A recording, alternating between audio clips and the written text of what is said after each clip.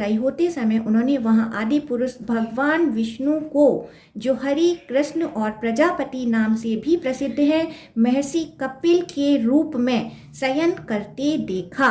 समुद्र का नाम सागर हुआ। ओम भगवते वासुदेवाय नमः। आज अध्ययन करेंगे राजा सगर का चरित्र तथा इक्ष्वाकु वंश के मुख्य राजाओं का परिचय। लोमहर्षण जी कहते हैं, राजकुमार सत्यव्रत, भक्ति, दया और प्रतिज्ञावश विनय पूर्वक विश्वामित्र जी की स्त्री का पालन करने लगा। इससे मुनि बहुत संतुष्ट हुए। उन्होंने सत्यव्रत से इच्छा अनुसार वर मांगने के लिए कहा। राजकुमार बोले, मैं इस शरीर के साथ ही स्वर्गलोक में चला जाऊं। जब अनावृष्टि का भय दूर हो गया तब विश्वामित्र ने उसे पिता के राज्य पर अभिषेक करके उसके द्वारा यज्ञ कराया। वे महातपस्वी थे। उन्होंने देवताओं तथा वशिष्ठ के देखते देखते सत्यव्रत को शरीर सहित स्वर्गलोक भेज दिया। उसकी पत्नी का नाम सत्यरथा था। वह केकय कुल की कन्या थी। उसने हरिश्चंद्र नामक निष्पाप पुत्र को जन्म दिया। राजसूय यज्ञ का अनुष्ठान करके वह सम्राट कहलाए। हरिश्चंद्र ने पुत्र का नाम रोहित था। रोहित के हरित और हरित के पुत्र चंचू हुए। चंचू के पुत्र का नाम विजय था। वह संपूर्ण पृथ्वी पर विजय प्राप्त करके कारण विजय कहलाए। विजय के पुत्र राजा रुरुक हुए, जो धर्म और अर्थ के ज्ञाता थे। रुरुक के वृक, वृक के बाहु और बाहु के सगर हुए। वे गर अर्थात विष के साथ प्रकट हुए थे, इसलिए उनका नाम सगर हुआ। उन्होंने भृगुवंशी और मुनि से आग्नेय अस्त्र प्राप्त कर तालंजंग और हेय नामक क्षत्रियों के युद्ध में हराया और समूची पृथ्वी पर विजय प्राप्त की। फिर शक, प्रलभ तथा पांडवों के धर्म का निराकरण किया। मुनियों ने पूछा, सगर की उत्पत्ति गर के साथ कैसे हुई? उन्होंने क्रोध में आकर शक आदि महातेजस्वी क्षत्रियों के कुलोचित धर्मों का निराकरण क्यों किया? यह सब विस्तार पूर्वक सुनाइए। लोमहर्षण जी ने कहा, राजा बाहु व्यसनी थे, अतः पहले हेय नामक क्षत्रियों ने तालंजंगों और शकों की सहायता से उनका राज्य छीन लिया। यवन, पारत, काम्बोज तथा प्रलभ नाम के गणों ने भी हेय को के लिए पराक्रम दिखाया। राज्य छिन जाने पर राजा बाहु दुखी हो पत्नी के साथ वन में चले गए। वहां उन्होंने अपने प्राण त्याग दिए। बाहु की पत्नी यादवी गर्भवती थी। वह भी राजा का सहगमन करने को प्रस्तुत हो गई। उन्हें उनकी सौत ने पहले से ही जहर दे रखा था। उन्होंने वन में चिता बनाई और उस पर आरूढ़ हो पति के साथ भस्म हो जाने का विचार किया। भृगुवंशी और मुनि को उनकी दशा पर बड़ी दया आई। उन्होंने रानी को चिता में जलने से रोक दिया। उन्हीं के आश्रम में वह गर्भ जहर के साथ ही प्रकट हुआ। वहां महाराज सगर हुए और उन्हें बालक के जात कर्म आदि संस्कार किए, वेद शास्त्र पढ़ाए तथा आग्नेय अस्त्र भी प्रदान किया, जो देवताओं के लिए भी दुस्सह है। उसी से सगर ने हेय वंशी क्षत्रियों का विनाश किया और लोक में बड़ी भारी कीर्ति पाई। तदंतर उन्होंने शक, यवन, काम्बोज, पारत तथा प्रलभ गणों का सर्वनाश करने के लिए उद्योग किया। वीरवर महात्मा सगर की मार पड़ने पर वे सभी महर्षि वशिष्ठ की शरण में गए और उनके चरणों पर गिर पड़े। तब महातेजस्वी वशिष्ठ ने कुछ शर्त के साथ उन्हें अभयदान दिया और राजा सगर को रोका। सगर ने अपनी प्रतिज्ञा तथा गुरु के वचन का विचार करके केवल उनके धर्म का निराकरण किया और उनके वेश बदल दिए। शकों के आधे मस्तक को मोड़ कर विदा कर दिया। यवनों और कंबजों का सारा सिर मुड़ा दिया। पारणों के सारे केस उड़ा दिए। धर्म विजयी राजा सागर ने इस पृथ्वी को जीतकर अश्वमेघ यज्ञ की दीक्षा ली और अश्वों को देश में विचरने के लिए छोड़ा। वह अश्व जब पूर्व दक्षिण समुद्र के तट पर विचर रहा था, उस समय किसी ने उसको चुरा लिया और पृथ्वी के भीतर छिपा दिया। राजा ने अपने पुत्रों से उस प्रदेश को खुदवाया। महासागर की खुदाई होते समय उन्होंने वहां आदि पुरुष भगवान विष्णु को, जो हरि, कृष्ण और प्रजापति नाम से भी प्रसिद्ध है, महर्षि कपिल के रूप में शयन करते देखा। जागने पर उनकी नेत्रों के तेज से वे सभी जलकर भस्म हो गए। केवल 4 ही बचे, जिनके नाम हैं बहिर्केतु, सुकेतु, धर्मरथ, पंचनद, ये ही राजा के वंश चलाने वाले हुए। कपिल रूपधारी भगवान नारायण ने उन्हें वरदान दिया कि राजा इक्ष्वाकु के वंश अक्षय होगा और इसकी कीर्ति कभी मिट नहीं सकेगी। भगवान ने समुद्र को सगर का पुत्र बना दिया और अंत में उन्हें अक्षय स्वर्गवास के लिए भी आशीर्वाद दिया। उस समय समुद्र ने अर्घ्य लेकर महाराज सगर का वंदन किया। सगर का पुत्र होने के कारण ही समुद्र का नाम सागर हुआ। उन्होंने अश्वमेघ और यज्ञ के उस अश्व को पुनः समुद्र से प्राप्त किया और उसके द्वारा 100 अश्वमेघ यज्ञ के अनुष्ठान पूर्ण किए। हमने सुना है राजा सगर के 60,000 पुत्र थे। मुनियों ने पूछा, साधुवर, सगर के 60,000 पुत्र कैसे हुए? वे अत्यंत बलवान और वीर किस प्रकार से हुए? लोमहर्षण जी ने कहा, सगर की 2 रानियां थीं जो तपस्या करके अपनी पाप दग्ध कर चुकी थीं। उनमें बड़ी रानी विदर्भ नरेश की कन्या थी, उनका नाम केसनी था। छोटी रानी का नाम महती था। वह अरिष्ट नेम की पुत्री तथा परम धर्मपरायण थी। इस पृथ्वी पर उसके रूप की समता करने वाला दूसरा कोई स्त्री नहीं थी। महर्षि औरव ने उन दोनों को इस प्रकार वरदान दिया, एक रानी 60,000 पुत्र प्राप्त करेगी और दूसरी को एक ही पुत्र होगा, किंतु वह वंश चलाने वाला होगा। इन 2 वरों में से जिसे इच्छा हो वह वही ले ले। तब उनमें से एक ने 60,000 पुत्रों का वरदान ग्रहण किया और दूसरी ने वंश चलाने वाले एक ही पुत्र को प्राप्त करना चाहा। मुनि ने तथास्तु कहकर वरदान दे दिया। फिर एक रानी के राजा पंचजन हुए और दूसरी ने बीज से भरी हुई एक टुंबी उत्पन्न की। उसके भीतर तिल के बराबर 60,000 गर्भ थे।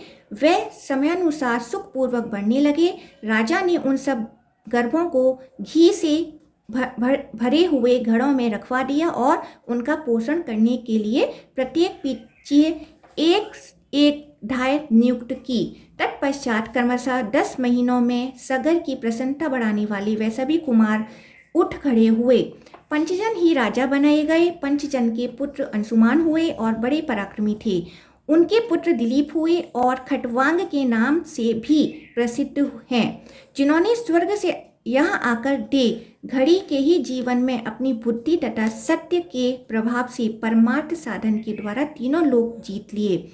दिलीप के पुत्र महाराज भागीरथ हुए, जिन्होंने नदियों में श्रेष्ठ गंगा को स्वर्ग से पृथ्वी पर उतारकर समुद्र तक पहुंचाया और उन्हें अपनी पुत्री बना लिया। भागीरथी की पुत्री होने के कारण ही गंगा जी को भागीरथी कहते हैं। भागीरथ के पुत्र राजा श्रुत हुए। श्रुत के पुत्र नाभाग हुए, जो बड़े धर्मात्मा थे। नाभाग के पुत्र अम्बरीश हुए, जो सिंधु द्वीप के पिता थे। सिंधु द्वीप के पुत्र अयुताजित हुए और अयुताजित से महायशस्वी ऋतुपर्ण की उत्पत्ति हुई, जो धूत विद्या के रहस्य को जानते थे। राजा ऋतुपर्ण महाराज नल के सखा तथा बड़े बलवान थे। ऋतुपर्ण के पुत्र महायशस्वी आर्तुपणी हुए। उनके पुत्र सुदास हुए, जो इंद्र के मित्र थे। सुदास के पुत्र को सौदास बताया गया। वे ही कलमासपाद के नाम से विख्यात हुए तथा राजा मित्र सह भी उन्हीं का नाम था। कलमासपाद के पुत्र सर्वकर्मा हुए। सर्वकर्मा के पुत्र अरण्य थे।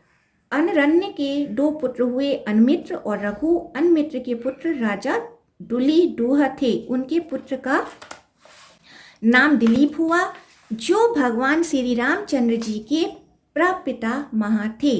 दिलीप के पुत्र महाबाहु रघु हुए, जो अयोध्या के महाबली सम्राट थे। रघु के अज और अज के पुत्र दशरथ हुए। दशरथ से महायशस्वी धर्मात्मा श्री राम जी का प्रादुर्भाव हुआ। श्री रामचंद्र जी के पुत्र कुश के नाम से विख्यात हुए। कुश से अतिथि का जन्म हुआ, जो बड़े यशस्वी और धर्मात्मा थे। अतिथि के पुत्र महापराक्रमी निषद थे। निषद के नल और नल के नभ हुए।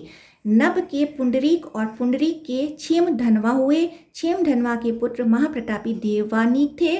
देवानीक से अहिनगु से सुधनवा, सुधनवा से राजा सल, सल से धर्मात्मा उक्य, उक्य से वज्रनाभ, वज्रनाभ से नल का जन्म हुआ। मुनिवरों, पुराणों में दो ही नल प्रसिद्ध हैं। एक तो चंद्रवंशीय वीरसेन के पुत्र थे और दूसरे इक्ष्वाकु वंश के धुरंधर वीर थे। इक्ष्वाकु वंश के मुख्य पुरुषों के नाम बताए गए हैं। ये सूर्यवंश के अत्यंत तेजस्वी राजा थे। अदिति नंदन सूर्य की तथा प्रजाओं के पोषक श्राद्ध देव मनु की इस सृष्टि परंपरा का पाठ करने वाला मनुष्य संतानवान होता और सूर्य का सायुज्य प्राप्त करता है। अब है चंद्र वंश के अंतर्गत जहू, कुशिक तथा भृगु वंश का संक्षिप्त वर्णन। लोमहर्षण जी कहते हैं, पूर्व काल में जब ब्रह्मा जी सृष्टि का विस्तार करना चाहते थे, उस समय उनके मन से महर्षि अत्रि का प्रादुर्भाव हुआ, जो चंद्रमा के पिता थे।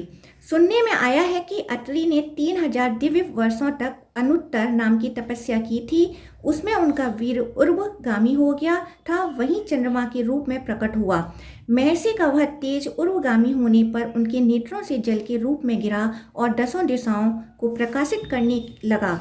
चंद्रमा को गिरा देख लोक पितामह ब्रह्मा जी ने संपूर्ण लोगों के हित की इच्छा से उसे रथ पर बिठाया।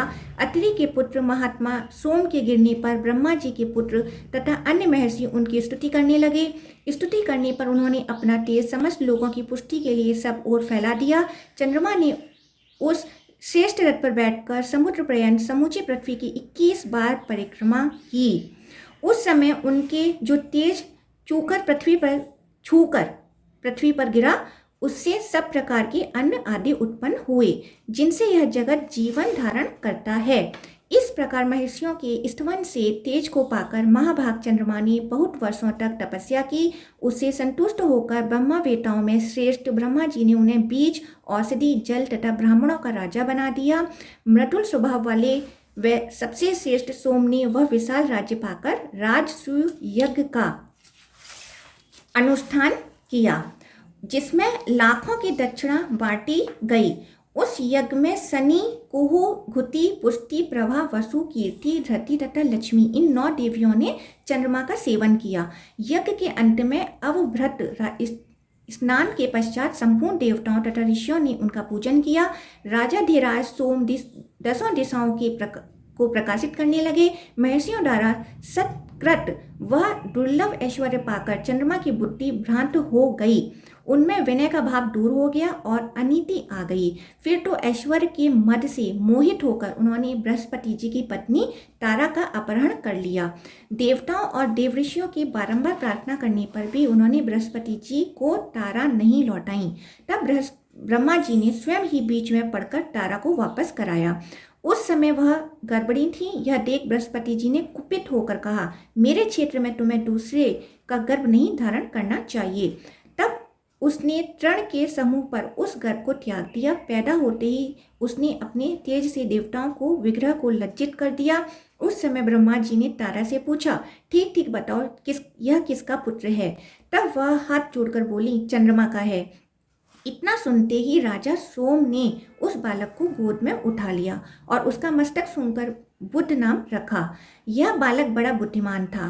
बुध आकाश में चंद्रमा से प्रतिकूल दिशा में उदित होते हैं। मुनिवरों, बुद्ध के पुत्र पुरुरवा हुए, जो बड़े विद्वान, तेजस्वी, दानशील, यज्ञकर्ता तथा अधिक दक्षिणा देने वाले थे। वे ब्रह्मावादी, पराक्रमी तथा शत्रुओं के लिए दुर्धर्ष थे। निरंतर अग्निहोत्र करते और यज्ञों के अनुष्ठान में संलग्न रहते थे। सत्य बोलते और बुद्धि को पवित्र रखते थे। तीनों लोकों में उनके समान यशस्वी दूसरा कोई नहीं था। ब्रह्मावादी, शांत, धर्मज्ञ तथा सत्यवादी थे। इसलिए यशस्विनी उर्वशी ने मान छोड़कर उनका वरण किया। राजा पुरुरवा उर्वशी के साथ पवित्र स्थानों में 59 वर्षों तक विहार करते रहे। उन्होंने महर्षियों द्वारा प्रशंसित प्रयाग में राज्य किया। उनका ऐसा ही प्रभाव था। पुरुरवा के 7 पुत्र हुए, जो गंधर्व लोक में प्रसिद्ध और देव कुमारों के साथ सुंदर थे।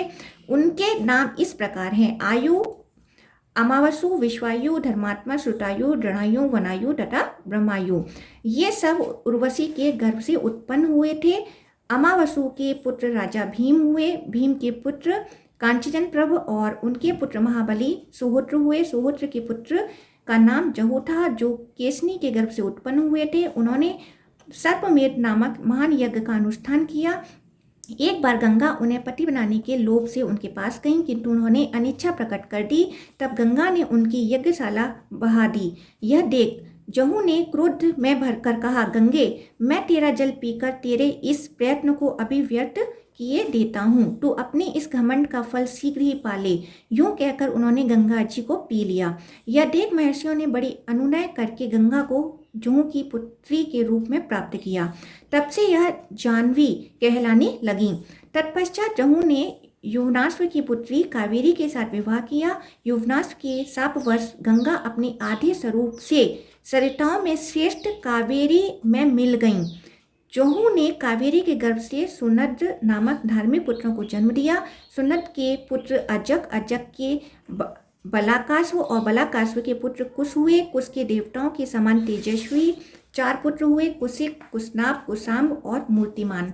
राजा कुशिक वन में रहकर ग्वालों के साथ पले थे। उन्होंने इंद्र के समान पुत्र प्राप्त करने की इच्छा से तप किया।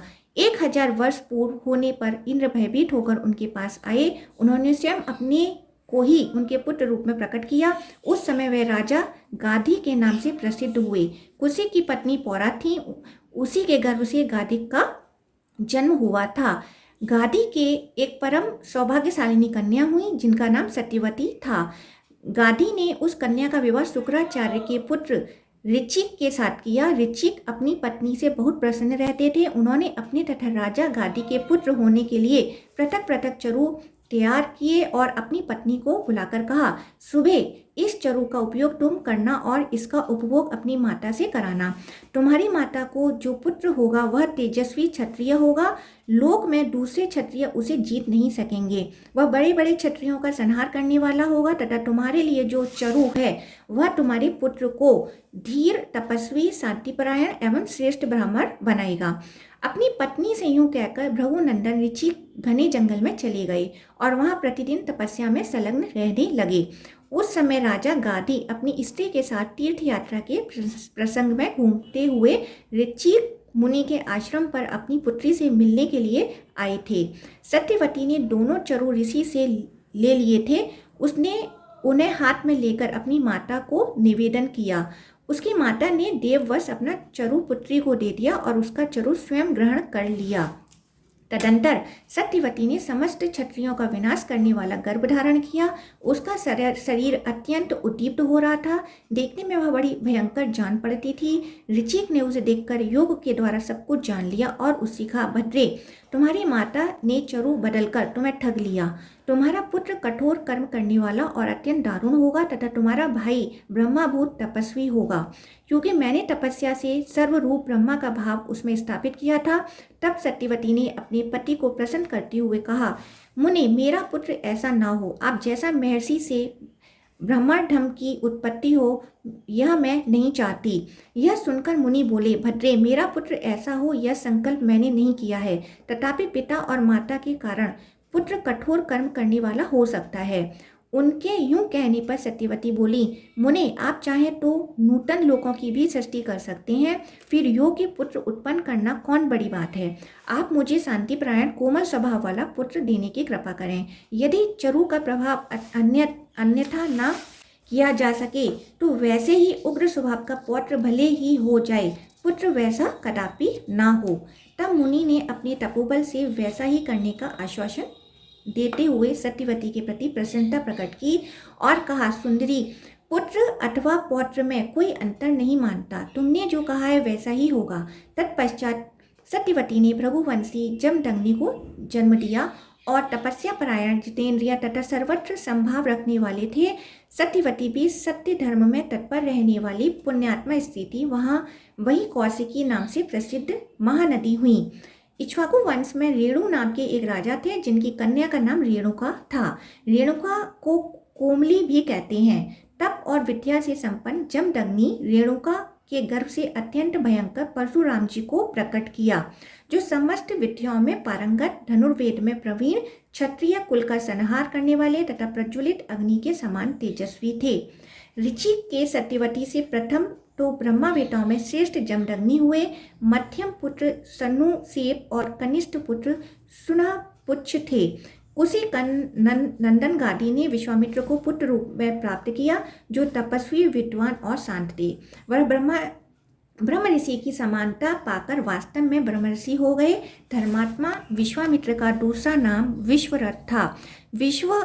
विश्वामित्र के देवरात आदि कई पुत्र हुए, जो संपूर्ण विश्व में विख्यात थे। उनके नाम इस प्रकार बतलाए जाते हैं: देवरात कात्यायन गोत्र के प्रवर्तक, कत्ति, हिरण्याक्ष, रेणुक, संस्कृति, गालव, मुद्रल, मच्छुंछंद, जय, देवल, अष्टक, कच्छप और हारित, ये सभी विश्वामित्र के पुत्र थे। इन कौशिक वंशी महात्माओं के प्रसिद्ध गोत्र इस प्रकार हैं: पारणी, भृगु, ध्यानजप्य, पार्थिव, देवरात, सालंकायन, भास्कर, लोहितायन, हारित और अष्टाघाजन।